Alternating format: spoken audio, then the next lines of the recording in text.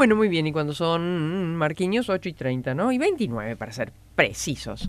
Nuestros oyentes que dicen... Graciela, que bueno, le y gustan Jorge las también nos notas. había... Así es, Sí. sí, Jorge también, por supuesto, se ha comunicado y Sí. Carlos nos ha mandado una información que, bueno, no podemos confirmar nosotros, pero de un procedimiento policial que Ajá. para él considera que ha sido totalmente irregular en el miércoles por la noche.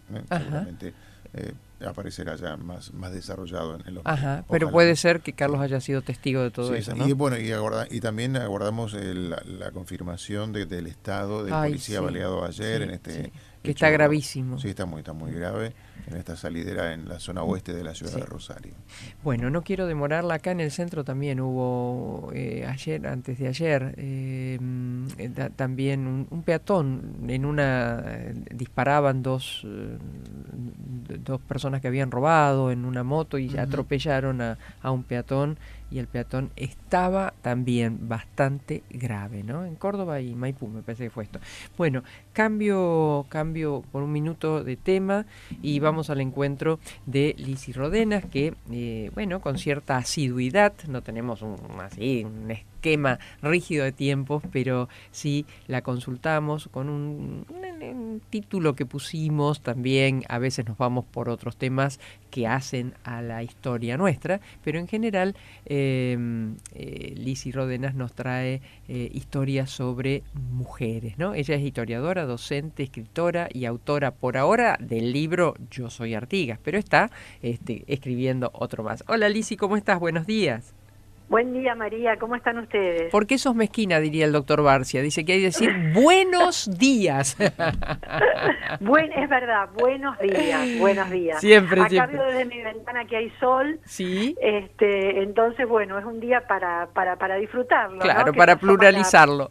la primavera, realmente, realmente. Bueno. ¿Cómo estás, María? Bien, bien, por suerte y con muchas ganas de escucharte. Creo que algo de Mamantula, ¿no? Anda dando vuelta. Sí, sí, esta mujer que nos resultó hasta que, bueno, fue canonizada por nuestro pontífice en febrero de este año, y de la cual sabíamos pocas cosas. Sí. Brevemente, es bueno destacar, antes de hablar de Mamantula, porque se inserta en lo que te voy a decir, lo que fue el imperio jesuítico, no solamente en el mundo, sino en América, ¿no? Una orden que fue creada por Ignacio de Loyola, ya autorizada por el Papa en 1540, que desparramó, eran casi todos alumnos de la Universidad de París, hicieron votos de castidad, de pobreza y obediencia y se ponen a disposición del Papa. Era un vasco que nació, Iñaki se llamaba, en el seno de una familia muy rica. La orden es aprobada por el Papa y se dispersan por el mundo para predicar el Evangelio. Eran, ¿qué es lo que cautivó de esta orden? Eran en la mayoría personas muy preparadas, con formación universitaria. Fueron arquitectos, ingenieros, orfebres, matemáticos, luthiers, o sea, fabricaban instrumentos.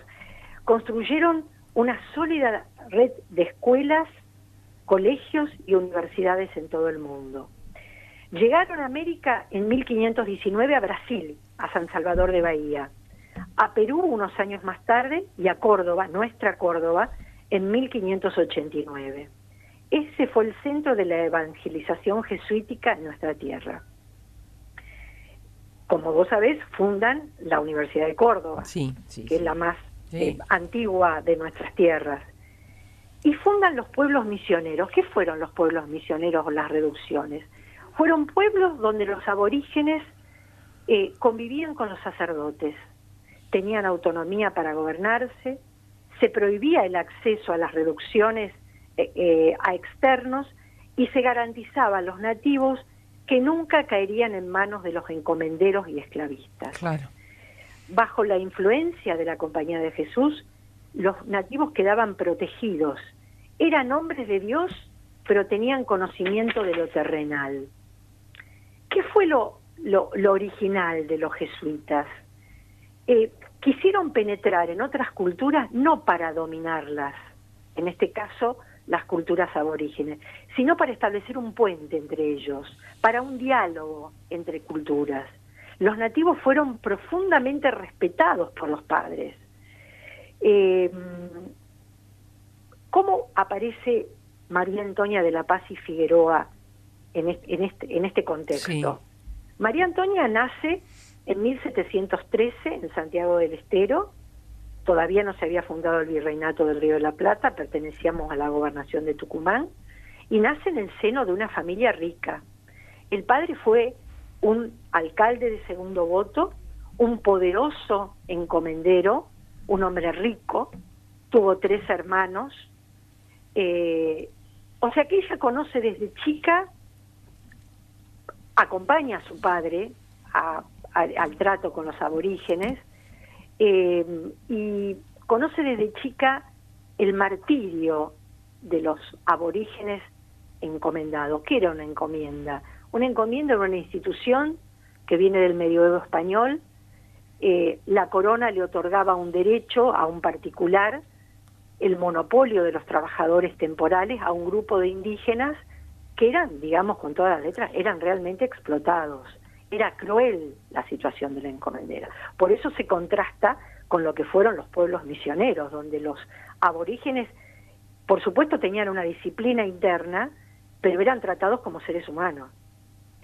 Ella conoce el martirio de los aborígenes y su fina sensibilidad, unida a sus condiciones políticas, a los 15 años, cuando el papá, este señor que cumplía con todos los condimentos de la época, con la institución patriarcal, le dice, bueno, niña, o el convento o el matrimonio. Y ella lo mira y le dice, ni el convento ni el matrimonio, me voy a trabajar al beaterio de los jesuitas.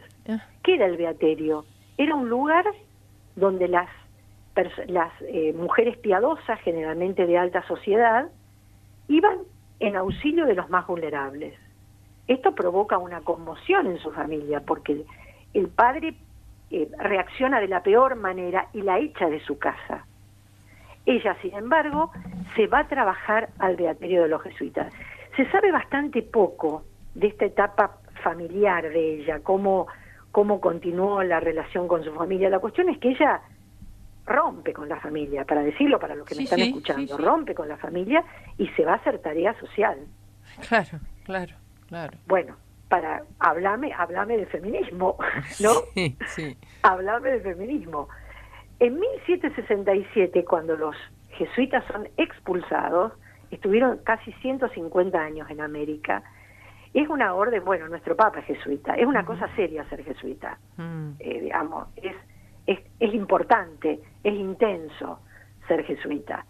Hombres de una enorme inteligencia y de una enorme preparación que obedecían más al Papa que a la corona. Claro. Que crearon muchas rispideces, incluso, para hablar en criollo, con las otras órdenes religiosas, porque había dominicos, franciscanos, mercedarios, o sea, esta es la historia de la humanidad. Y por lo que estoy, Liz, y por lo que estoy viendo, bajo la figura del beaterio, lo que sea, pero incorporaban mujeres o le permitían el desarrollo a las mujeres dentro de un brazo de esta orden. Exactamente, porque aparte a María Antonia, que cambia su nombre, María Antonia de la Paz y Figueroa, por María Antonia de San José, fíjate, San José, el padre de Jesús, que era un carpintero pobre, ¿no? Son todas señales. Sí. Y, cuando convive con los aborígenes santiagueños, los santiagueños le ponen mamá Antula, que era Antonia en quechua. Ella se hace uno de ellos y al mismo tiempo sigue siendo ella. Esto es y aparte sabía leer y escribir, raro en una mujer de esta época. Y hablaba con la misma naturalidad del puchero que estaba haciendo como del Evangelio. En 1767, cuando los jesuitas son expulsados, uno de los episodios más dramáticos en la historia de la colonia, ella, que podría haberse retirado a su casa o haberle pedido, no sé, me imagino, porque no se sabe muy bien, haberse reconciliado con su padre, toma el hábito de los franciscanos. Ella había hecho votos de castidad y de otro dato, de castidad y de pobreza, ella y las beatas que la seguían, pero no de obediencia.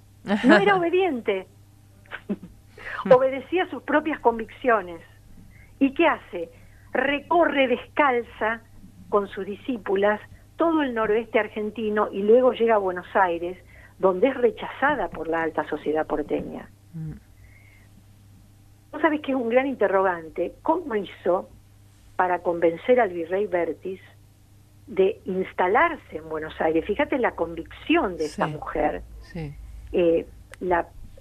digamos, y el profundo compromiso que tenía con los más débiles.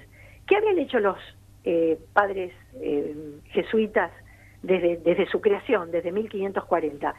Una red de ejercicios espirituales, donde la gente iba 10 o 15 días y se nucleaba en un lugar para estudiar el Evangelio. Pero yo imagino que no se hablaba únicamente del Evangelio, se hablaba de la vida, se hablaba de cómo sobrevivir, de cómo vivir, de cómo superar los obstáculos. En 1767, cuando los jesuitas son expulsados, que se los llamaba los expulsos, los apátridas, ella retoma los ejercicios espirituales y los comienza a hacer nuevamente. Y en Buenos Aires, en un clima convulsionado, porque estamos hablando de final del siglo XVIII, a 40 años de la Revolución de Mayo, cuando las nuevas ideas habían penetrado en esta tierra, ella en los ejercicios espirituales convivían personas de la alta sociedad, mestizos, criollos y esclavos. ¿Cómo lo logra? Es un misterio. La personalidad de ella es de una intensidad y de una profundidad y de una fuerza increíble para una mujer en el siglo XVIII. Claro. Muere en 1799. La Casa de Ejercicios Espirituales está hoy en la calle Independencia, en 1190, en el barrio de Colegiales. Ahí están los restos de ella. Se le atribuyen 2 milagros por los cuales el Vaticano los estudia y es canonizada. Pero más allá de la cuestión espiritual y de los creyentes, que yo también lo soy, es para reflexionar sobre la personalidad de esta mujer a finales del siglo XVIII. Lo que pudo hacer, tomó las riendas de su propia vida y avanzó, y no la detuvo ningún obstáculo. Por eso hoy, desde este lugar de Rosario y en tu hermoso programa, mi humilde homenaje a María Antonia de la Paz y Figueroa, a María Antonia de San José o simplemente a Mamá Antula. Que prometió en ese momento castidad, pobreza, pero no obediencia. Pero no obediencia. Gracias, Lisi, muchas gracias, hermosa historia, que esperemos esté reflejado en tu próximo libro. Bueno, ok, muchas gracias. Gracias. Hasta pronto. Hasta luego. Bueno, Lisi Rodenas. Joyería y relojería España.